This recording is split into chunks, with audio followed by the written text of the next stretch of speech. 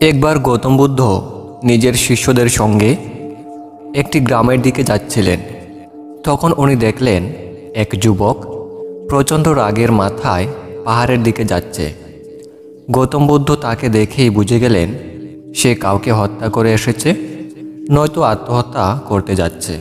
যখনই সে পাহাড় থেকে লাফ দিতে যাচ্ছিল, গৌতম বুদ্ধ সাথে সাথে যুবকের হাত ধরে ফেলল।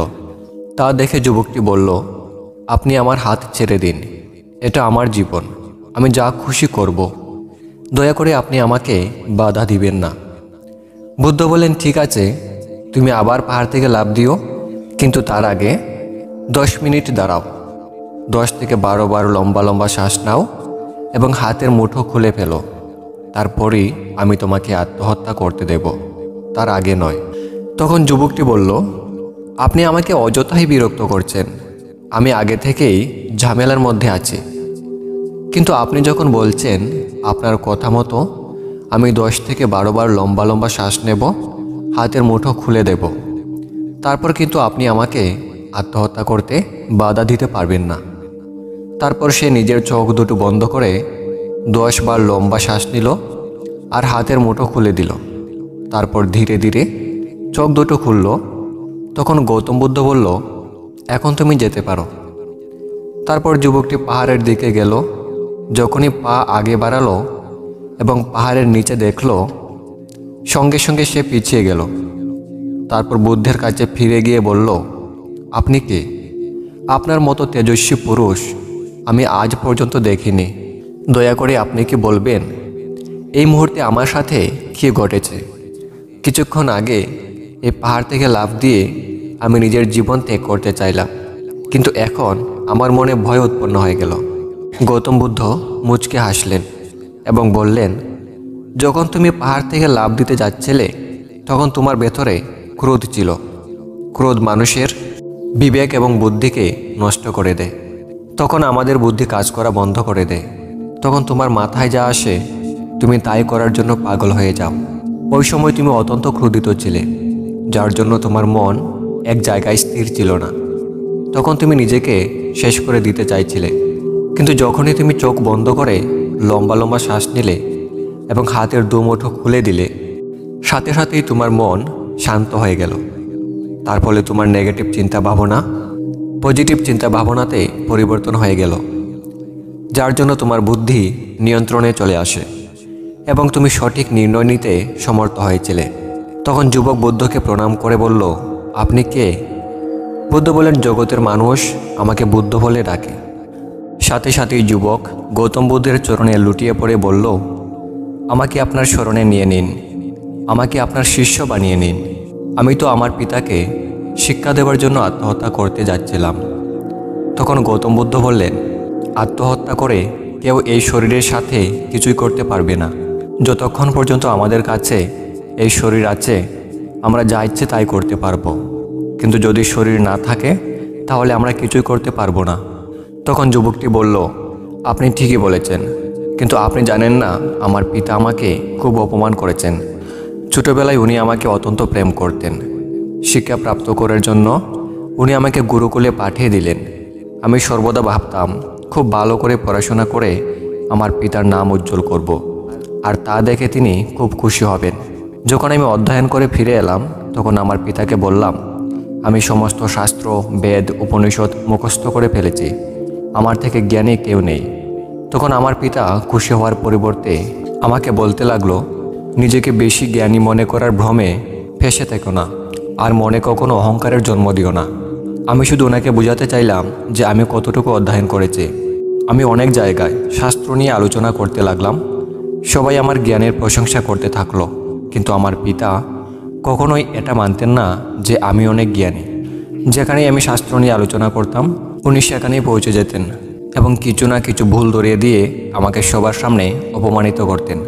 উনি আমার মিত্রকেও অপমান করতেন আর বলতেন সে আমার জীবন বরবাদ করে দেবে, কারণ সে আমার সঙ্গে থাকতো এবং আমার জ্ঞানের প্রশংসা করত।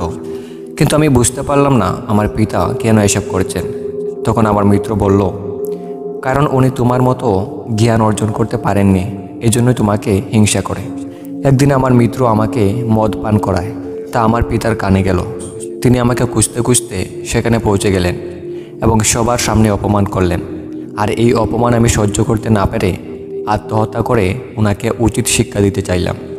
বুদ্ধ আবার মুচকে এসে বললেন, তুমি আমাকে একটা কথা বলো তো, যে জ্ঞান তোমাকে আত্মহত্যা করতে প্রেরণা যোগায় সে জ্ঞান কোন কাজের? কিভাবে তা ভালো জ্ঞান হতে পারে? যে জ্ঞান তোমাকে আত্মহত্যার মতো পাপ কাজ করার ভাবনা থেকে ফেরাতে পারল না? তখন যুবক বলল, আপনি ঠিকই বলেছেন বুদ্ধ, এখন আমি নিজেই অজ্ঞানী অনুভব করছি। আপনি আমাকে আপনার স্মরণে নিয়ে নিন, আমি আপনার থেকে জ্ঞান অর্জন করতে চাই। বুদ্ধ বলল, তুমি আমার কাছে 4 দিন থেকে তোমার পিতার কাছে ফিরে যেও। তুমি তোমার পিতার ঘরে মধ্যরাতের পরে যেও, আর কোনো শব্দ না করে চুপচাপ ঘরের ভেতর প্রবেশ করো। তখন তুমি জীবনের সবথেকে প্রথম জ্ঞান প্রাপ্ত হবে। ওই যুবকটি 4 দিন পর্যন্ত গৌতম বুদ্ধের কাছে ছিল এবং তার পরের দিন নিজের পিতার কাছে চলে গেল। যখন সে মধ্যরাতে ঘরে গেল তখন সে দেখতে পেল তার মাতা খুবই অসুস্থ এবং উনি বিছানায় শুয়ে আছেন। আর যুবকটির মাতা তার পিতাকে বলছেন, শুধু তোমার জন্য আজ আমার সন্তান আমার থেকে দূরে। যদি তুমি এগুলো করতে না তাহলে সে আজ ঘর ছেড়ে এভাবে চলে যেত না। তারপর সে তার পিতার দিকে দেখলো। সে দেখলো যার চোখে আজ পর্যন্ত 1 ফোঁটা অশ্রু দেখেনি, উনি আজ অশ্রুপূর্ণ নয়নে গভীর চিন্তায় মগ্ন। যুবকটির পিতা তার মাতাকে বলতে লাগলো, আমি তাকে দুঃখ দিতে ইচ্ছুক ছিলাম না, যাতে তার মনে অহংকারের জন্ম না নেয় সেজন্য আমি তাকে ভুল ধরিয়ে দিতাম।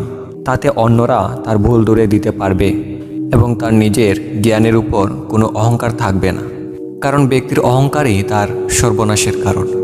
কিন্তু আমি ছাড়া এই ভিড়ের মধ্যে আর কেউই ছিল না যে তাকে তার ভুলগুলো ধরিয়ে দেবে। তখন আমি ভাবলাম আমি আমার পুত্রকে তার ভুল ধরিয়ে দেব, কিন্তু সে আমার কথায় কান না দিয়ে নিজের মিত্রের কথা শুনত। আর যেদিন সে মদ পান করলো সেদিন আমার খুব কষ্ট হয়েছিল। তখন আমি ভাবলাম আমি এক ভালো পিতা হতে পারলাম না, যার কারণে আমার পুত্র আজ মদ পান করলো। কিন্তু তুমি কোনো চিন্তা করো না, আমি তাকে খুঁজে ফিরিয়ে নিয়ে আসব। তুমি তাকে যতটুকু প্রেম করো এর চেয়েও অনেক বেশি প্রেম আমি তাকে করি। তখন মাতা বলল, আমি তাকে অনেক জায়গায় খুঁজলাম কিন্তু কোথাও পেলাম না। আমার মন বলছে এখান থেকে কিছু দূরে একটি গ্রামে গৌতম বুদ্ধ কয়েকদিন থেকে থাকছেন, সে অবশ্যই সেখানে আছে, তুমি গিয়ে একবার দেখে আসো। দরজার সামনে দাঁড়িয়ে যুবকটি এই কথাগুলো শুনতে লাগলো। তার চোখ দিয়ে অশ্রু ঝরতে লাগলো। তারপর চুপচাপ সেখান থেকে চলে গেল গৌতম বুদ্ধের কাছে এবং বুদ্ধকে বলতে লাগলো, হে বুদ্ধ, যদি আপনি সেদিন আমাকে আত্মহত্যা করতে বাধা না দিতেন তাহলে আমার অনেক বড় পাপ হতো। তখন গৌতম বুদ্ধ বললেন, এই জীবনের সবথেকে বড় ভুল হলো আত্মহত্যা করা। এই জীবন তুমি নেওনি, তোমাকে দেওয়া হয়েছে, তাই তোমার কোনো অধিকার নেই জীবনকে নষ্ট করার। আগামীকাল তোমার পিতা তোমাকে খুঁজতে খুঁজতে এখানে আসবেন, তুমি ওনার সঙ্গে যাবে এবং ওনার ঋণ পরিশোধ করবে। বুদ্ধের কথা শুনে যুবকটি বলল, আমি আপনার কাছে থেকে জ্ঞান অর্জন করতে চাই, আপনি আমাকে আপনার সঙ্গে সামিল করে নিন। বুদ্ধ বললেন, আগামীকাল যখন তোমার পিতা আসবেন তুমি ওনার সঙ্গে কথাবার্তা বলে ওনার আজ্ঞা নিও। তারপর যদি তোমার মনে হয় যে তোমার জ্ঞান অর্জনের প্রয়োজন, তবে আমার সঙ্গের দরজা সবার জন্য সর্বদা খোলা থাকে।